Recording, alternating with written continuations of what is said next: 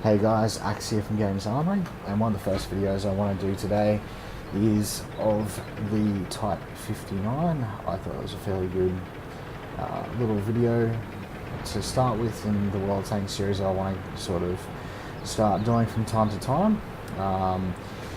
The Type 59 was a premium tank that has been released in the gift shop from time to time, but currently it is not available for purchase. Still, a lot of people have them, and they do get put up from time to time, like I said. So it's not like you'll never be able to get them in the future. But nevertheless, I just want to show maybe a little bit different type style of gameplay. Although not so much in this game. There'll be another one that I'll start with that I'll show you guys after this, and you'll see me playing the Type 59 a bit more aggressive. Now, I don't want to come off as trying to brag about getting a bunch of kills, especially when I'm in tier 8 in a game mostly filled with tier 6s, but you can see the sort of potential that this tank has. And being a tier 8 premium, most of the games you play, you will be in the top tier, so I don't think this is too biased, so to speak. Yeah, so you can basically just see here that I'm trying to pick off this IS because I think that he will be a threat sitting at the back. He's probably going to have a pretty decent run on that. The track is damaged. There's another Type 59 that I'm trying to pick off. Now, the key aspects of the Type 59 is it's very, very, very similar to a way you might play a T29, being American Heavy. In that it has a ridiculously well armoured turret, but it doesn't have you need to protect the whole of your tank a bit. So here I'm trying to head off basically the IS and Type 59. I pick them out as being fairly big threats, and I don't want them to push up and get cover in these buildings here. So despite the fact that I've got stick the side of my tank out that is the weakest, in that the ammo rack and driver and everything was all on the right hand side, I believe, and like the commander's spot wrong or the driver's spot wrong, but back to front. But nevertheless, I'm fairly sure that the ammo rack is right in underneath on the right hand side track there. So I'm well aware of the risk of me popping out like this, but nevertheless I figure that it's worth it to block these guys there. They're not in a great position. So now I know that I've got a friend on the right hand side. I just pop straight in and bam, he's gone. Easy to rip a tank apart when it's pointing its ass at you. T20 again, side on shot, flat armor. I'll pretty much shoot anywhere I want and I'm going to get 10. Do a quick reflex shot there. Didn't really think I was going to get it, but you should always go for it, because someone like me, when I've got a 250 millisecond ping, sometimes you can just pull those out of your ass, so to speak, and get away with it. So here I'm a bit concerned. Obviously, we've spent a long time on the right hand side of the map, and they have now eliminated the last tank that we had that was trying to get the base. But because in these encounter maps, I don't know if I got that right. Doesn't matter. Anyway, in these types of maps where you got to get one flag, the flag kicks up very, very slowly. So I'm not too concerned.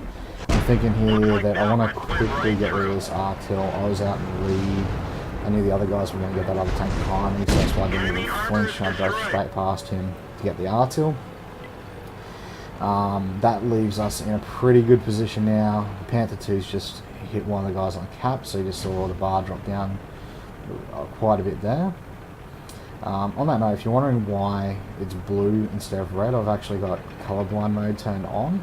I'm not completely colorblind, but I do struggle with red and green and stuff like that, and this game's got a lot of that, so I do chuck on the colorblind mode thing. I'll give you a little bit of a tip as far as people who don't have colorblindness, that unless you really love red, generally speaking, colorblind mode in most games will actually help you.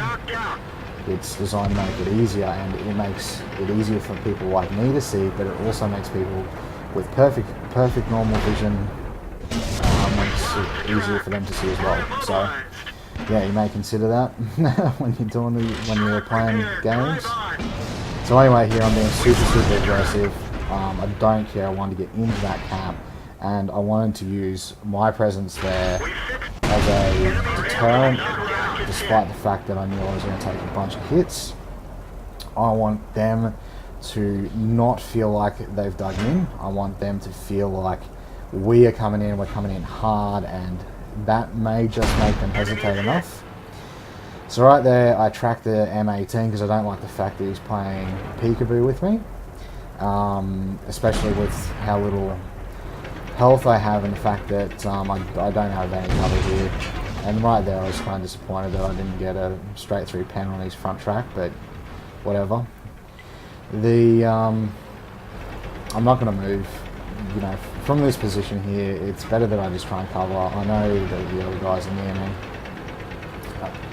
and they're probably going to both be on him. Now, I spotted a medium tank down to the south. That's why I've completely turned away from him. I knew the other two guys weren't going to really struggle with an M18.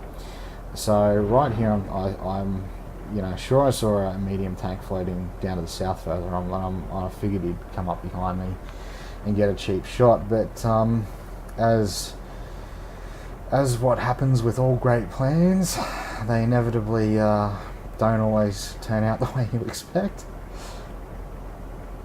So we got a little bit of a wait, not too long, but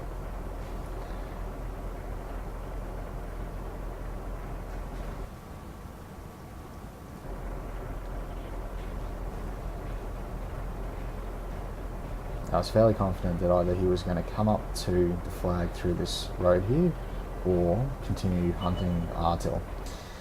And he's come around straight behind me. So, I got to give it to the T-44 here. He used his mobility to the absolute maximum in this round, so we might see if we can speed this up a bit because this goes on for quite some time. But yeah, the Panther 2 here, he's doing his best, and everyone's obviously giving him advice just like me. But we were at the T-44s, they're a pretty serious tanks, so you can see right here. Artie did the right thing there as far as I'm concerned. He got an extra shot in on the T-44 that we may not have got in if he just simply figured, oh well, I'm going to die. So I think he did the right thing in going TD mode and just trying to look and not trying to sort of maybe run away from him, because inevitably you're never going to outrun a medium tank in an Artie, or well, you're not going to outrun anything in an Artie, are you? So yep, straight in, punch him in the face. So I'll speed this up a little bit. I'll try not to get too carried away. Still lots of chat, lots of people watching this game. Not going, but there it is. So in the end there, T-44 did do the right thing, circling around a little bit. He didn't really too much, but yeah, that's about all we got there. So see, that's basically all the different tanks destroyed, damage detected, stuff like that. So yeah, in a nutshell, that was a pretty good game. And I was alright, so this is another game that again I was trying to actively be a bit more aggressive. So again, you can see, like I said before, in a Tier 8 Premium you're going to get a lot of these games when you're in the top tier. Tier 8s in general, I think, since they've changed the way matchmaking works, that has become more norm. I find Tier 8, a lot of Tier 8s seem to sit in the top tier. Maybe it's just me, maybe it's just luck, but that's one thing I did seem to notice. So right here I've got another Type 59 right behind me, basically just following me, and we've gone straight up onto the hill. Because I didn't see anything coming up the other direction, despite the fact that I knew there probably would be, I figured, oh well, I'll give it a shot. I know I've got that really good turret armor. I'll go and give it a quick crack.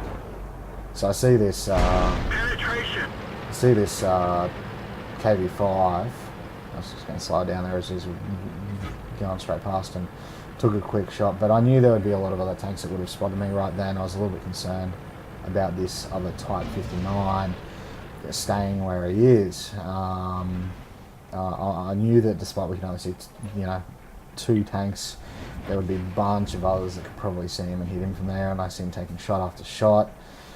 So I sort of say to him, yeah, there's probably a few more there than you think, and I didn't realise, and he replies and he says, that he was stuck. So that was a bit unfortunate that the place he went to go over the hill there, he got caught up on.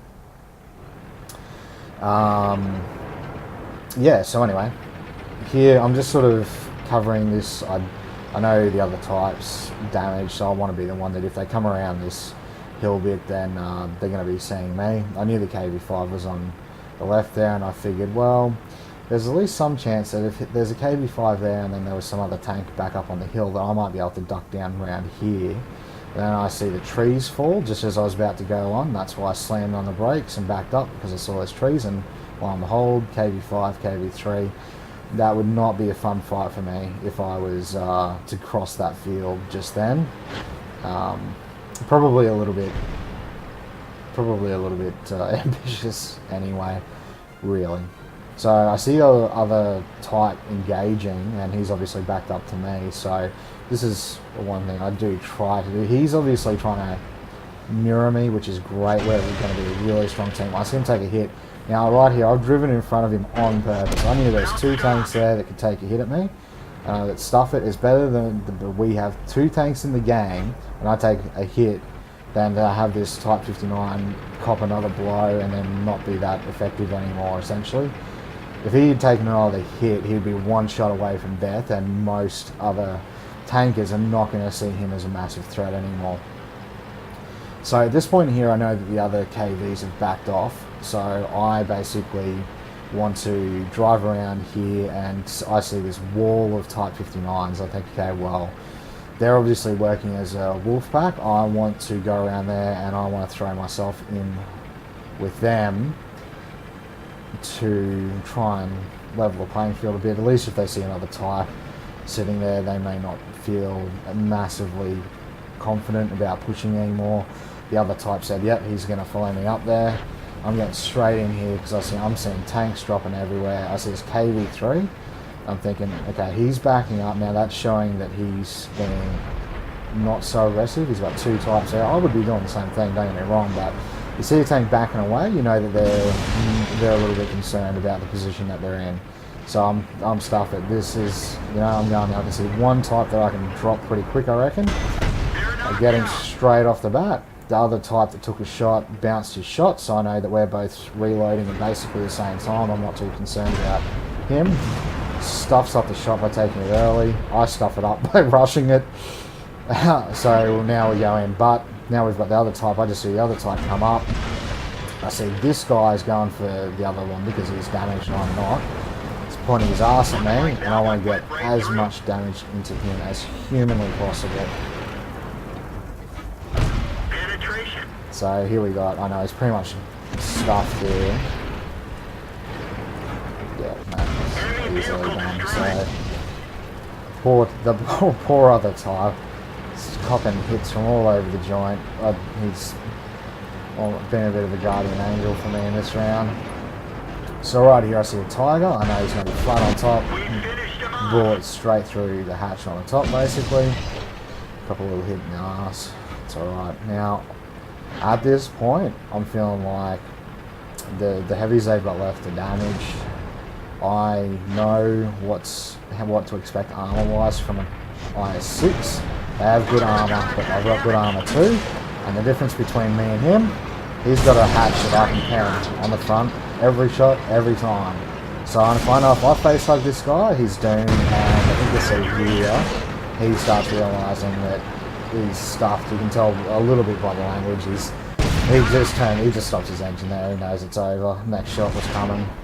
So I've taken a few hits from that T-29, I think it is, behind me. Again, I see the tiger. I do not want him shooting that other type, so I want to play as aggressive as possible, give him the most reason they can need, and even they need stage. I think he's in that stage there. He was still trying to get that other type, but it doesn't matter, because if you're in a tank like that with flat side armor, and you got someone who's running into the side of you, you are going to die. So here we go. Now, yeah, the KV5s are always a little bit of a problem with me because I have a fairly high ping.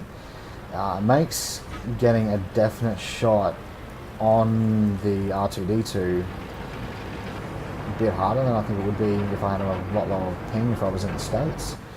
So anyway, I figure at this stage there's another trick that well, not a trick, it's nothing really to it, but I know that in a KV5 that I can face hug him and definitely punch damage into him, and depending on how good he is will maybe when I get away with it or not, basically.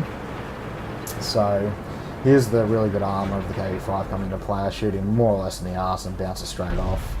There we go. Now I get the side. Now I can shoot underneath his track, and that's really where he's fucked up a bit. Not that he had a choice, don't get me wrong. Yeah, basically drive straight into him, point blank R2D2, and he's gone. So yeah, that was.